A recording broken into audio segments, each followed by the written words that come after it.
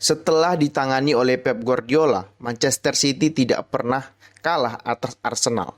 Namun di musim lalu Arsenal membuktikan mereka bisa mengganggu Manchester City dalam meraih gelar Premier League.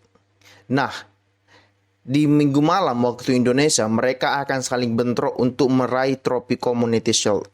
Apakah Arteta berhasil memberikan kemenangan pertama Arsenal atas Manchester City? Maka dari itu di video kali ini kita akan membahas tentang preview ataupun prediksi jalannya pertandingan di minggu malam tersebut. Oke, maka dari itu mari kita mulai.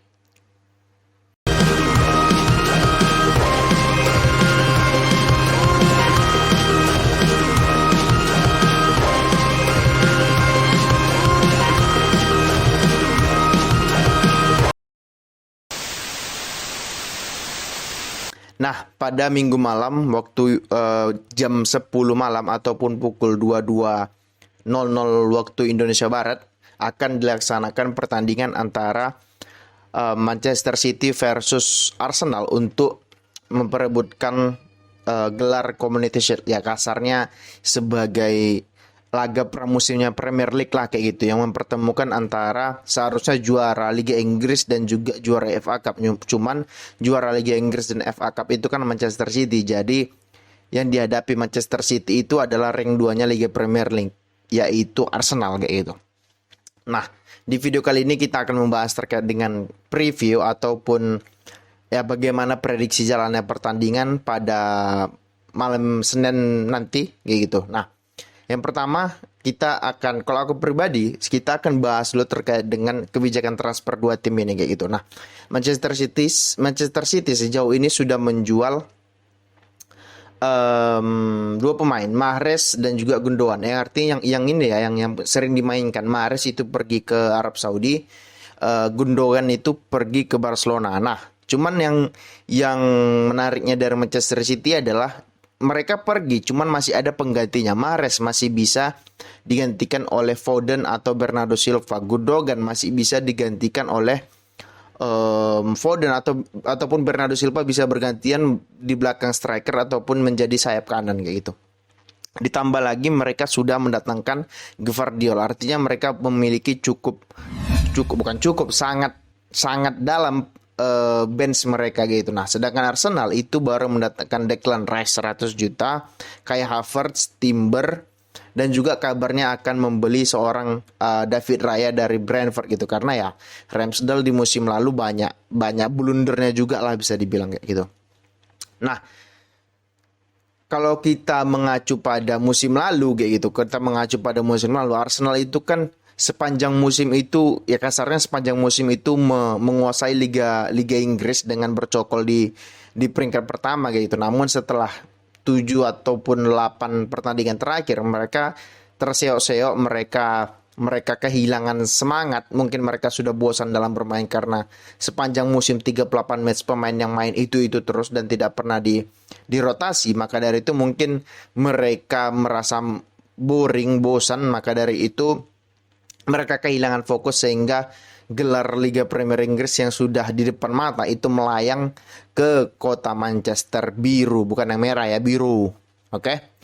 Nah, selanjutnya Manchester City di musim lalu, kalau kita bicara musim lalu, awal musim sampai pertengahan musim mereka bisa dibilang cukup tidak stabil gitu loh dengan formasi 4-2-3-1-nya. Cuman setelah melawan Tottenham Hotspur yang mereka kalah 1-1 atau 2-0, 1-0, sepertinya mereka mulai menggunakan formasi 3-2-4-1 di atas kertas. Di atas kertas tetap 4-3-3, cuman pada saat bermain, pada saat menyerang mereka akan merubah formasinya menjadi 3-2-4-1 dan ketika mereka bertahan menjadi 4-4-1-1 dengan Kevin De Bruyne dan juga Erling Haaland di depan kayak gitu. Nah, berdasarkan itu maka aku bisa terbayang bagaimana formasi yang akan digunakan kedua tim gitu loh. Nah, formasi yang akan digunakan oleh kedua tim kayak misalnya Arsenal deh.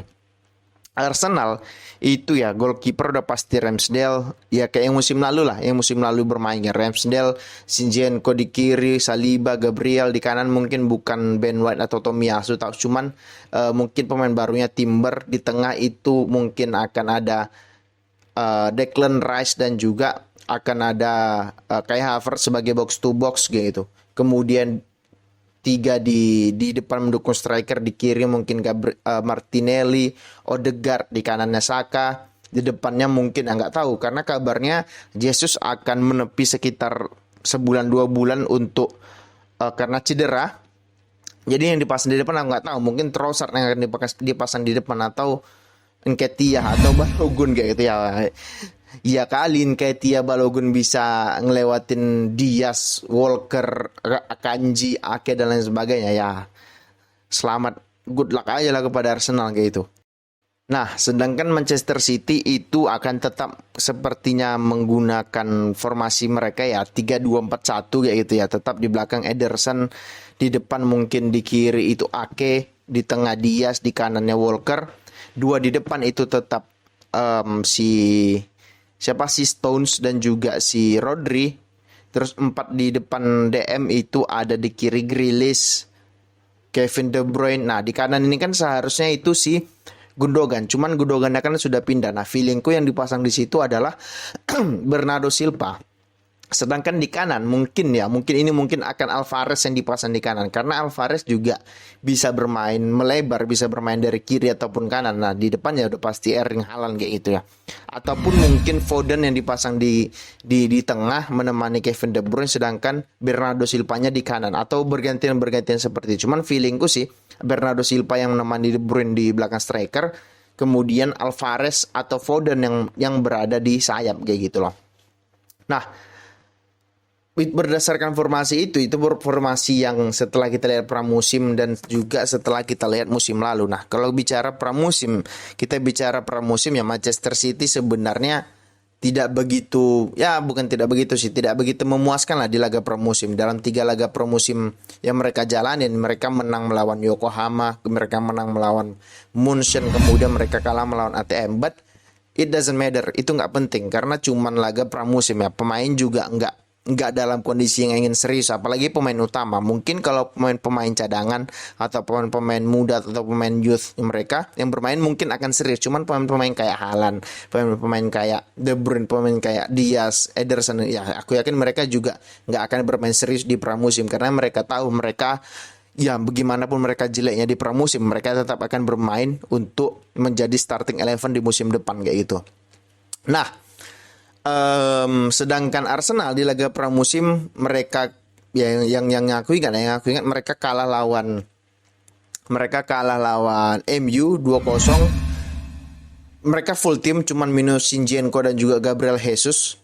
Mereka full tim kayak gitu. Yang kedua mereka menang melawan Barcelona 5-3 yang laganya udah nggak kayak laga pramusim, udah kayak laga tarkam gitu, pukul-pukulan dan lain sebagainya kayak gitu. Nah, aku nggak bicara tentang laga pramusimnya gitu. Cuman kalau bicara secara permainan, secara lini tengah, seharusnya sih Arsenal bisa ngelawan karena di tengah mereka bisa ada Declan Rice, ada Jorginho bisa juga dipasang, atau Jorginho dan juga Declan Rice menjadi double pivot, atau Partey yang dipasang menemani Declan Rice. Aku rasa sih Declan Rice akan menjadi starter musim depan kayak gitu karena ya kali beli pemain 100 juta dijadikan cadangan kayak itu. Kemudian mereka memiliki Odegaard, ya asalkan mereka bisa menjaga kedalaman dan tidak gegabah. Yang penting kan melawan City, yang penting jangan blunder gitu dan fokus gitu. Kalau sudah blunder selesai itu barang, dan juga jangan sampai City-nya ini unggul duluan. Kalau mereka unggul duluan selesai itu barang kayak gitu loh, ngerti nggak? Jadi kalau aku pribadi, apa yang harus dilakukan Arsenal? Ya kalau City kita nggak usah bahas. Permainannya itu ya kayak gitu terus, nggak akan berubah kayak gitu loh. Karena mereka yang akan menguasai permainan. Jadi mereka yang mendikte lawan. Nah, yang kita bahas kan lawan mereka Arsenal. Apa yang harus dilakukan Arsenal? Yang harus dilakukan Arsenal menurutku, ya memang di atas kertas mereka tetap bermain 4-3-3 atau 4-2-3-1.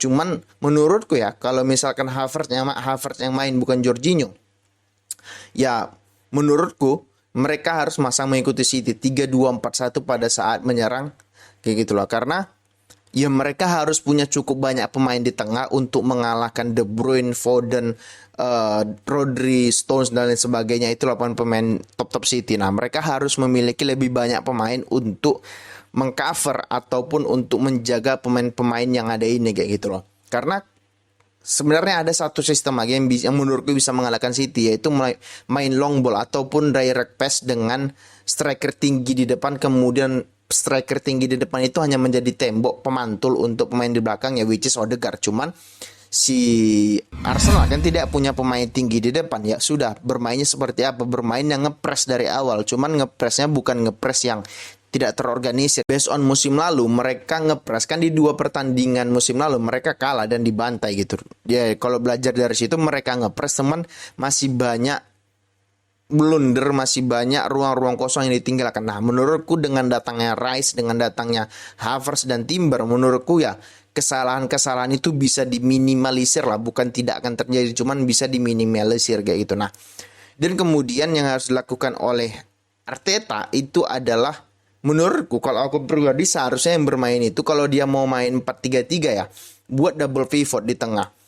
Rice itu udah pasti pasangkan dengan Kessie atau Jorginho kayak gitu. Kalau aku prefer ke Jorginho kalau aku ya. Karena aku melihat Jorginho itu seorang gelandang yang berani menahan bola. Pemain kayak Jorginho itu sangat dipentingkan untuk melawan tim-tim kayak City yang pressingnya kuat. Nah, kalau pemain-pemain kayak yang bermain itu kayak mungkin kayak si Kessie sebenarnya bagus, cuman untuk ball playing aku prefer ke Jorginho gitu. Kalau yang dimainkan di tengah itu pemain yang tidak berpengalaman, bola akan hilang. Kita tahu sendiri pressingnya City, gimana ketatnya pressingnya City gitu loh. Jadi harus ada pemain yang berani meminta bola dan menahan bola yang cukup lama lah kayak gitu. Nah, atau kalau sekarang kan Jesusnya nggak bermain gitu, mungkin yang dipasang di depan itu akan Havertz yang dipasang di depan gitu. Jadi mungkin di kiri akan Trossard, di tengah si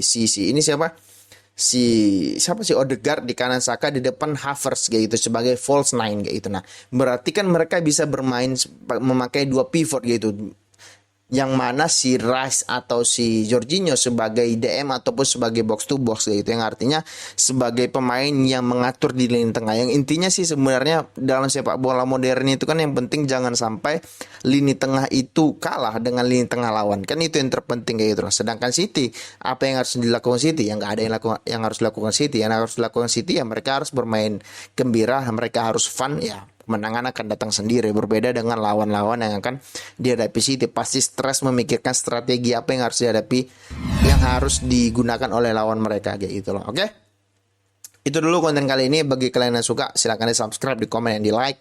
Bagi kalian yang nggak suka nggak apa-apa, di skip aja. Oke, terima kasih, ciao.